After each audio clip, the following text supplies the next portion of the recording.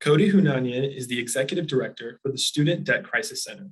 He's an expert on student debt, and his work involves overseeing the program management of SDCC. Mr. Hounanian, thank you so much for joining me today. I know this is a really important topic, especially given that we're a university and we host the podcast on campus. So I wanted to kind of start off with a general question to get the conversation going. Can you provide us background on where student debt started, right? How did it balloon to where it is now and where it affects millions of students across the country? Sure, and I'm happy to be here to talk about this issue, so thank you again. Well, student loan debt, let's take a trip down, history real quick, start from square one, and then we could talk about when it became a crisis. The origins of student loan debt here in America really come out of the era after World War II. And the thinking then was that the government should support Americans' higher education endeavors because it makes our society more educated, more skilled, and thus more prosperous coming out of the other side of World War II. And also there was this other thought, which was for our own national security purposes, it is good to have an educated citizenry. And so we first saw the government contribute to higher education in programs like the GI Bill, which helped educate soldiers coming back from the war. Later on in the 60s, we created the first federally backed student loan program. The dream there was to make college accessible to anyone who wanted to attend it, and it opened the door for low-income Americans to be able to get an education in a way that they never had before. So the root, like the dream that the student loan system is built out of, is really about access. It's about bettering our society. It's about making us more secure and prosperous. All of these things, of course, are great.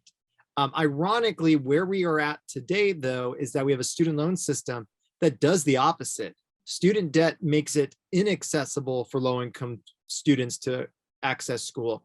Having a society crushed by debt actually makes us less prosperous and hampers our national security. And that's all because we are facing what I and our organization consider a crisis. And what really drove this crisis was many of the changes that happened after the recession in 2008. And so what happened was that most states, severely cut their investment in higher education. That didn't mean that less people went to college, because we still lived in a society that was urgently telling people to go to college. What it meant was that the cost that states and local governments used to subsidize was now put on the backs of families and individuals. And the only choice that families and individuals had was to access student loans. And since 2008, we have seen this issue grow by $100 billion per year, and it has reached crisis proportions, something that not only hurts borrowers and their families, but is holding back the entire economy. Definitely, that's really interesting to hear, and something that you talked about the 2008 recession and the impact that it had, and it almost sounds like it kind of snowballed afterwards. I did want to ask, before that, how big of an issue was student loan debt? Was it a non-issue? Was it something that people didn't really talk about?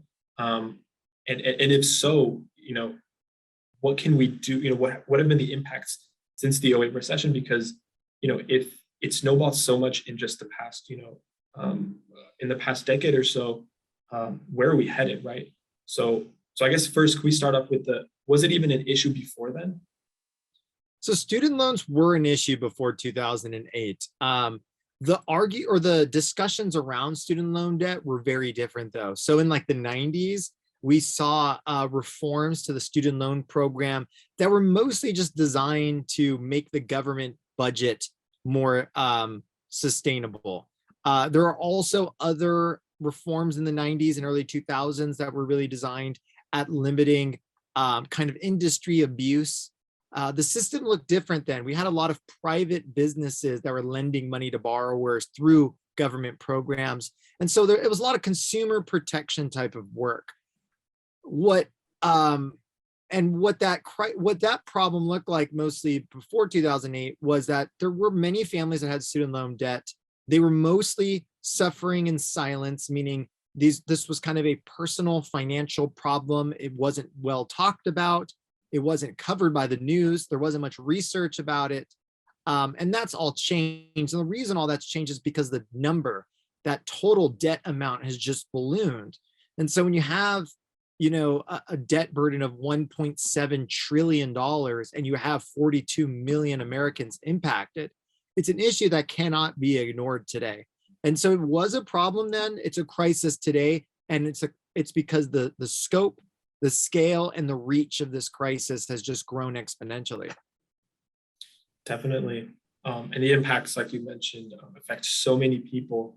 And it's a conversation that has expanded. It was something that you talk about before you start college, and then you talk about and worry about while you're attending. And it's something that affects you afterwards. And a lot of people, it affects them for a majority of their lives because of how high up it is now.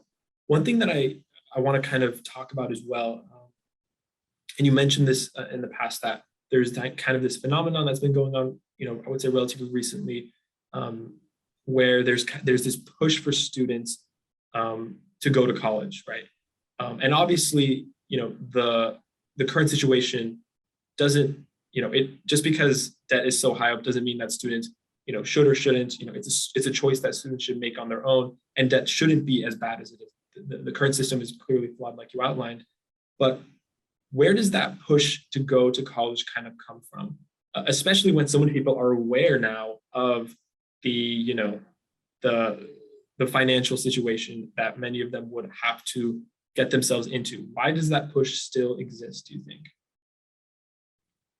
Well, I think there is just the reality about what the 21st century economy is going to look like, not just for Americans, but for people all over the world. We are facing a future in which technology drives so much of the economy and so much of our behavior.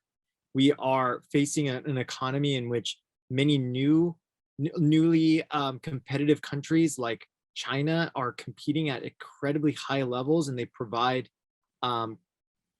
very high level educations for many of their individuals. And obviously we also have our allies in places like Germany and others in Europe that provide education for free.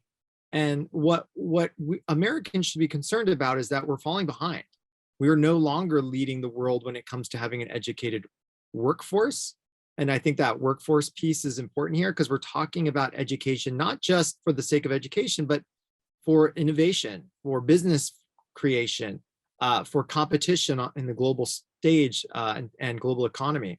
For all those reasons, I think higher education is essential. At the same time, I think this conversation has been misguided, because what happened was the conversation became, you should go to college and not these other routes, meaning trade schools and other really great careers that we still need in our society. So it never was meant to be a this or that. It was an and. We need electricians. We need blue collar workers who work in agriculture. We need all of the people who support our society, and we need those who are interested and willing to be educated, a highly educated workforce. It's all of that combined that makes us competitive and make sure that our society is well supported in all corners. And so I think that call for individuals to go to college is still really important. And I think it really will define our place in the global economy over the next 10, 20, 30, 40 years. The problem is there's almost no other country, well, really, there is no other country that has told their citizens to go get an education as much as the United States, and also at the same time crush them with so much debt. And we're now looking in a scenario in our society in which many people do not think higher education provides enough benefits. And it's because the debt has stripped all those benefits away. And I find that just so sad. Education is, and always has been, the opportunity for individuals to access the American dream. My my grandparents are immigrants from France, and their parents were refugees from Armenia, and education for them was the only choice for social mobility. And I am one of those, grandchildren of immigrants that truly believes in that. So it's not that higher education is no longer beneficial or doesn't work. It's that the cost and the debt associated with it has almost negated all of those benefits. That's where the change needs to happen. And we really should focus more on fixing college costs and student debt and not get stuck talking about is college worth it or not, when we all know education in all forms, whether it's trade school, whether it's college, whether it's some other type of program, it is valuable. And we all, I think most of us do agree that. I think that's a great point, and I love the way you phrased it. That it's not about one or the other. It's not a black or white, it's black and white situation. It's and right. You Yeah, and need people who attend. Oh, I was going to just say one thing I always like to refer to is, I went to college and I have a degree. My older brother is an electrician. College wasn't for him, and yet his trade program was run through a community college. My other brother is a law enforcement officer. His academy also run through a community college. So even those who don't think that higher education is for them, many of us are actually engaged in higher education in many different ways, and we need to expand the conversation to include all of that. 100%. I think that's a great point, and I love how you said that it's people don't think that it's integrated into our society as much, but it is. And in a lot of careers, there is that intersection with it. There is that involvement with it. There is also community involvement that's also often forgotten. So I guess we've been talking about a lot about the issues surrounding it.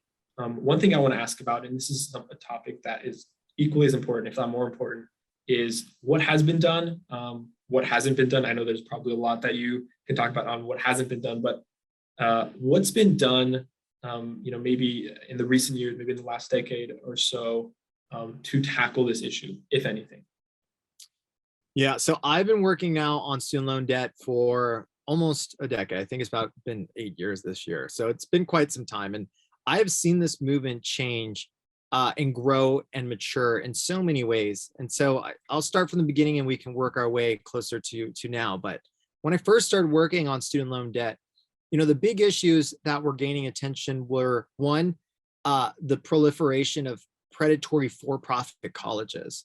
And so many Americans went back to school during the recession to try to skill up and give themselves a chance at a better future. And these for-profit colleges were there to give anyone a shot. But what they ultimately did was crush them in debt and give them, many of them, useless degrees. And today, many of those schools are shut down for being frauds. And so we were really working on the consumer protection angle. Earlier on, we were also trying to keep interest rates down, and we had some success. Congress at one point was going to double the interest rate on federal student loans. That was stopped. At the time, those were all big wins. But what was still kind of holding our movement back was there was still this broad lack of awareness. The everyday American hadn't really gotten in tune with the fact that there was a student debt crisis. Most older Americans still think of a summer job that you can take to pay off your tuition for the next year. It's just not the case anymore. And so what I think has really been one of the biggest victories over the last 10 years has been just the fact that we have taken this silent personal finance issue and put it under the spotlight to become what I think is one of the most important national economic discussions happening right now. And that's all because of people sharing their stories, speaking out. Our organization, Student Debt Crisis Center, has collected, tens of thousands of student debt stories over the years. And it's not an easy topic for individuals to talk about. There was a lot of stigma associated with it. So, prior to just a few years ago, I would have said, what, our biggest win is just the fact that we have put a magnifying glass on this issue. And now people know there's awareness and we can start to come up with solutions. But the last few years, as this pandemic has kind of pulled back the veil and exposed so many inequities and problems in our society, this movement to cancel student loan debt, to wipe the slate clean so we can create a better future, has really just built so much momentum behind it. It's almost incredible. And so recently, we have had, in the last year, a string of victories. We had a fix for student loan forgiveness for public service workers. This was for teachers and nurses. and social workers and other public service workers who should have had their student loans forgiven by law and didn't. We've had another program that provides debt relief after 20 or 25 years have recent reforms that should help address some of the pitfalls there. And now, just in the last few weeks, we have the president acknowledging that he is considering canceling student loan debt, which he promised on the campaign trail. And so we are, in my opinion, just possibly weeks away, according to the president, to securing significant relief for millions of Americans. So I'm incredibly optimistic. The work isn't over, but we have taken this issue all the way to the White House, and now we are being heard and solutions are being proposed. So it's a very exciting time to be working in student loan debt. It's great to hear. And I also heard about the president's statement on that. And I think it's really fascinating. And it is great to hear that that is being considered. One thing I do want to ask about on that specifically, the idea of canceling it entirely. I've heard, you hear talk about people going against that sentiment. What would that actually look like, right? So if that were to happen, what would a new system have to be implemented in its place? Or would it be just more like a reset button type of situation where it's canceled, but then the system is the same system? What kinds of changes need to be made that, so that we don't have this same issue 20 years again in the future, right? It's a great question. So, let's just imagine that all student loan debt was canceled. If we did that, what would be the benefits would be, according to reports, we would have billions of dollars in growth in GDP. So it'd be good for the economy. We would see many jobs created in the economy, according to another report. And, I think some of the benefits are obvious. 40 million Americans would no longer have hundreds, if not thousands of dollars taken out of their wallets every month. So millions of people would be able to purchase homes, start businesses, start families, and just contribute to our economy in a much bigger way. It would unleash the full potential of the American individuals and families and consumers. So the benefits would be huge. But what you said is absolutely right. We do need to continue to work on many changes that we haven't secured yet. So yes, we need to address the cost of college. We can't have another student debt crisis in 5, 10, 20 years from now. The big thing here is that the president can cancel student loan debt on his own through an executive action, and he can't make college free with an executive action, or at least we don't think he can. And so that work still needs to be done. It needs to be done in Congress and in state legislatures across the country. And if we wiped away all student loan debt, what that typically means is that we would cancel all federal student loans, because those are the loans that the government owns themselves.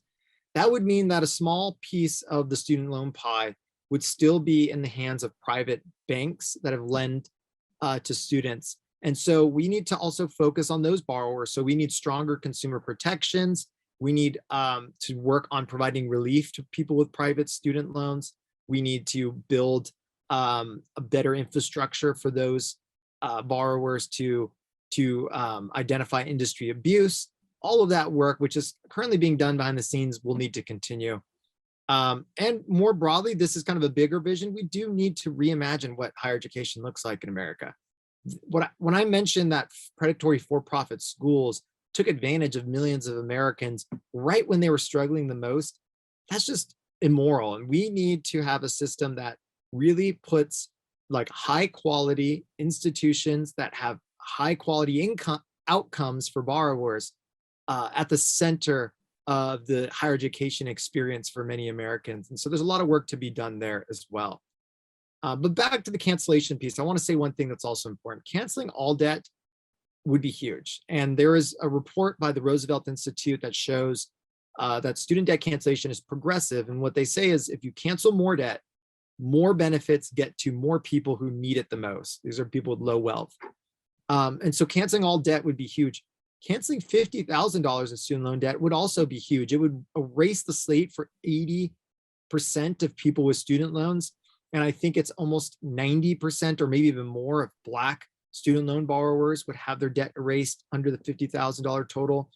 And so we are open to discussion with the administration about how much and how to do it, as long as it actually is comprehensive and it reaches the people who need it most. There's other discussions right now about 10,000 with some income limitations. That's just not going to cut it. We need to think big and bold, and that's what the American people want from this president. Definitely. I like the way you said at the end too, that we think big and bold. The issue is so massive that minor incremental changes aren't really going to have an impact on the majority of people, especially those who are low income and really need the support. Yeah, if you just Band-Aid's cancel, not yeah, going to exactly. fix. 100%. Exactly. If you just cancel a few $1,000s, that's not going to really have the impact that we want. Yeah. And I think it's interesting that you mentioned the idea that you don't even have to cancel all of it in one set. You can do these kind of, you mentioned like 50,000, for example. You can start off with that, and that can have an impact on a lot of people. And then you can, maybe have discussions for something further down the line. But yeah, that last piece you mentioned about there being the opportunity to do more. I think one thing that's also important about the president canceling debt right now is, if he takes this action and he proves that the president does in fact have the ability to cancel student debt, which we're confident he does because of the legal analysis, it would mean that the president has that authority moving forward forever. And so obviously we want comprehensive reform, but we're also happy to see that this would be a big win for the presidential authority on this issue. And we would really applaud and be happy to know that once and for all the issue is settled and that the president does in fact have that authority. So that can't be understated as how big of a win that would be as well. 100%. It sets a precedent that this can be done in the future, like you mentioned. Yeah. And yeah, it's great to hear that, in a lot of ways, we are living in a very exciting time in that sense, because that conversation is happening in the highest office of our country. So that's a really good note to talk about, because usually this conversation can be kind of gloomy and kind of negative. But yeah. And something you mentioned earlier that I really liked was how the pandemic kind of shined a light on this. Obviously you were talking about how in the last decade there was more and more talk. Your organization was working really, really diligently to make this a national conversation, and the pandemic hit. And in a lot of ways, just like you mentioned, it really just kind of, the covers were lifted, right? Everything was exposed. More and more people were coming out, telling their personal stories. One thing I want to talk about, you talked about for-profit colleges and the predatory behavior that they engaged in, and I've done my own research on that as well. And it's sometimes so scary to hear about those stories and what those people went through. There is something else that I wanted to kind of ask about. And it's a conversation that I've heard and had myself before in the past. And that's the idea that, is it predatory when you're a high school student and you are the one, essentially given a lot of control and choice in managing and selecting, which loans you want, if you want loans in the first place. Because in a lot of ways, and I've heard this argument made a lot, it's predatory because they don't really know what that means, what it entails to take on those loans. And so what are your thoughts on that? Do you think that is something, do you think it's just a systematic issue, or do you think that it is almost kind of like the for-profit colleges scenario where there's almost like a predatory nature behind it? So, I think part of the problem with that conversation is that the onus of the responsibility is kind of focused in the wrong place. And so there are opponents of our issue who say, you took out the loans, you're responsible, and you should pay them back. And it ignores the fact that these students are following the traditional trajectory, which is to leave high school, and many of them go straight to college. Not all students, obviously, but many of them do. And what it ignores is the fact that the government has raised its hand and said, we want to invest in the future of young people by helping them go to college. And they've created a system in which there are loans available to people of all ages, of all backgrounds, to pay for that education. And so we have to look ourselves in the mirror and say, is this a traditional financial product, or is this a unique government program designed to help support the education of our citizens? And for me, it's the latter. And so kind of the cost of doing business in our student loan system is that there are young people who will take out student loans who may not complete their degree. And there are others who may not be familiar with the student loan system because it's so damn complex. And there are others who will face a myriad of challenges because they're in a very dynamic and vulnerable place in their life. And yet that is when many people go to college. And so I think we need to have a system that is quite forgiving. We need to stop treating it as if it's only about the bottom line, as if we're running a bank. We're not. We are running a benefit for citizens to help them go to college. And that's just the reality of it. And, on the other side of this is the reality that our system has never been designed for 18-year-olds who have never worked or rarely worked to ever be able to afford $100,000 tuition a year. We have a system that was designed for families to contribute. Often parents are called upon to help contribute to someone's education. And we know that's not always the case. Many people have parents, one, don't have parents, or two, don't have parents that can financially contribute to their higher education.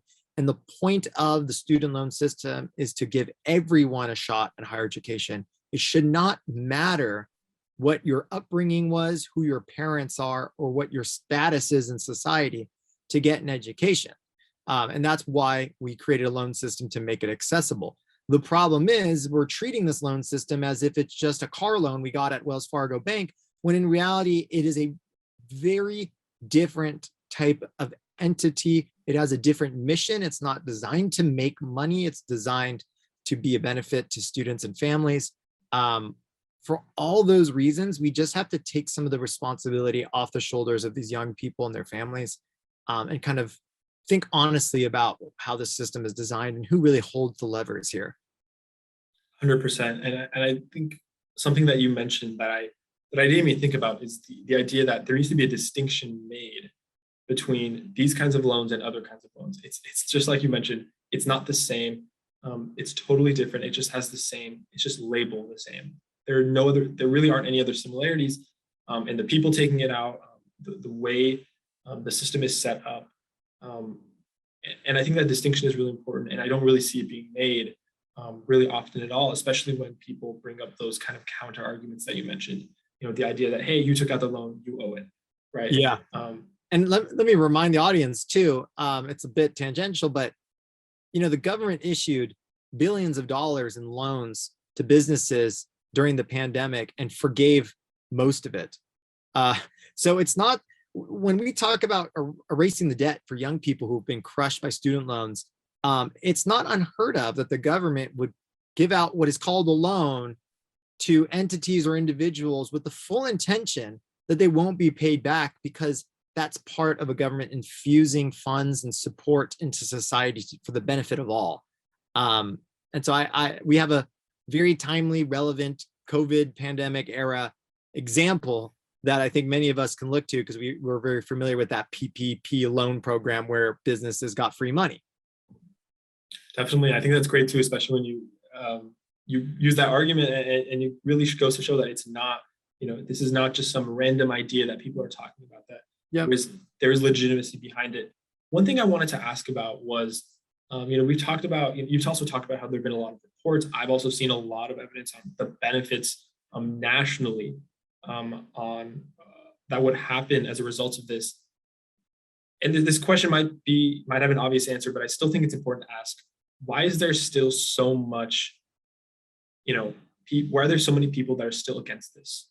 Why are there so many naysayers when it seems pretty clear that it's a really big problem for a lot of people, and the benefits of it would be beneficial to everyone?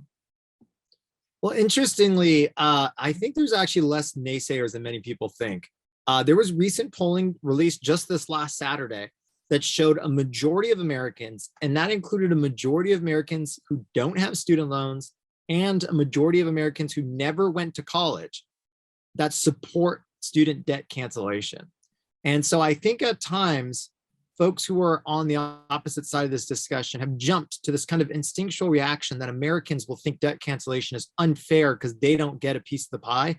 But in reality, most Americans find it unfair that we have a higher education system that crushes families with student loan debt just for trying to get an education. And so that's good news. The good news is many, many Americans support the issue. For those that don't support the issue, I think there's some different buckets. One of the buckets of people I think are, frankly, older people. There is a generational misunderstanding, because I hear from a lot of people who say, I had a summer job and I paid for college, or I worked after college and I paid it off in 2 years. Why can't you? And the reality is that the cost of college has increased 1,000% since the 70s. And yet wages have been stagnant, for decades here in the US. So we have seen tuition skyrocket at a rate so fast that many Americans don't even know the reality that students face today. And that's where education and awareness comes in. If we can communicate to those people that the America and the higher education system that they remember is so different, then maybe they can come to terms with the fact that we need to take a new and innovative approach to solving the problem. And then there are others who unfortunately think that student loan debt is a handout to the rich. And in fact, I saw a piece published over the last week that called it a bribe to rich people. I think that is so horribly inaccurate because one, rich Americans don't take out student loans. Those Americans don't need the type of financial support that everyday working class students need. They're not even included in the research because they never had to take out student loans. Yes, there are people with somewhat high incomes who have student loan debt, but those are people among us who should be thriving, and instead student loan debt has held them back and they're not being as prosperous as they should, and that hurts our economy. And so I think the other research that's out there has also shown that if you look at student debt cancellation through the lens of wealth, not income, you will see that Black and brown and lower income borrowers with low family wealth and low generational wealth benefit the most from debt cancellation. So we can poke holes in that argument all day. Debt cancellation is not a handout to the rich or the wealthy.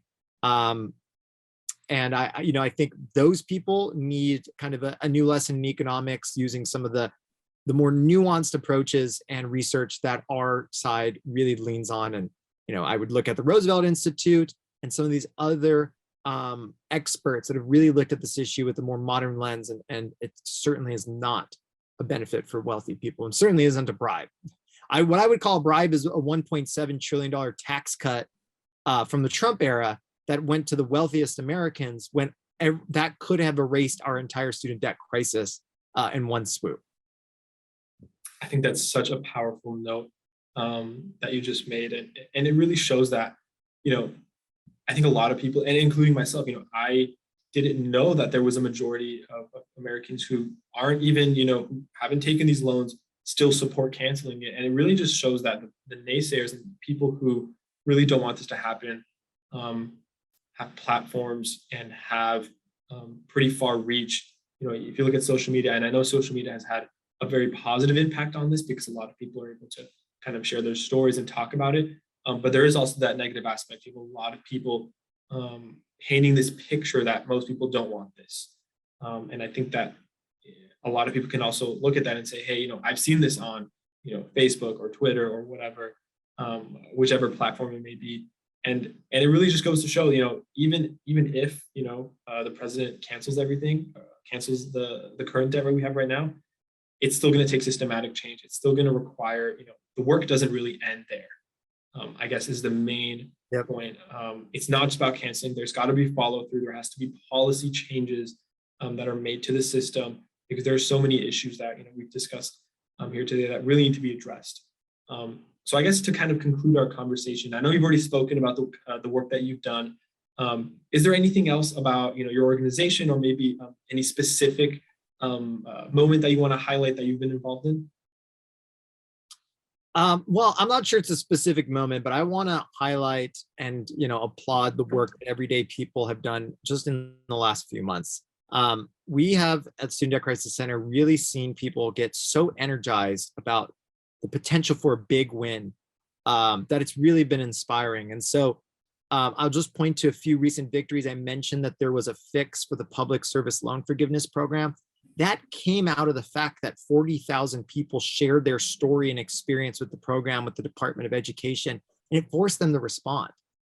Recently, federal student loan payments were set to begin on May 1st. We were part of an event that brought hundreds of borrowers on the ground in Washington, D.C. to protest in front of the Department of Education and the White House. And the next day, the administration extended the pause until August 31st.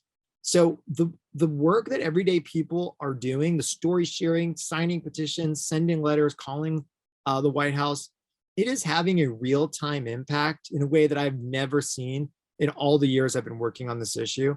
And so I really am cherishing that right now. And I want us to, even though there's so much going on, there's a lot of negative news right now, we should really relish in the fact that we're making a difference and we're very close to a win. So that for me has been a moment that I won't forget, and we're still kind of living in it.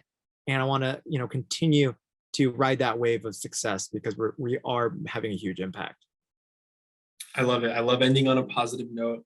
Yeah. And this is, like you said, an evolving story. There might be some massive updates a few weeks or a few months down the line. So we'll definitely see what happens. But Mr. Hounanian, that is the end of our time. Thank you so much for taking the time to join us to speak about such a significant issue affecting millions of Americans, including students at our university here. So it was an honor to have you on. Thank you. I appreciate it.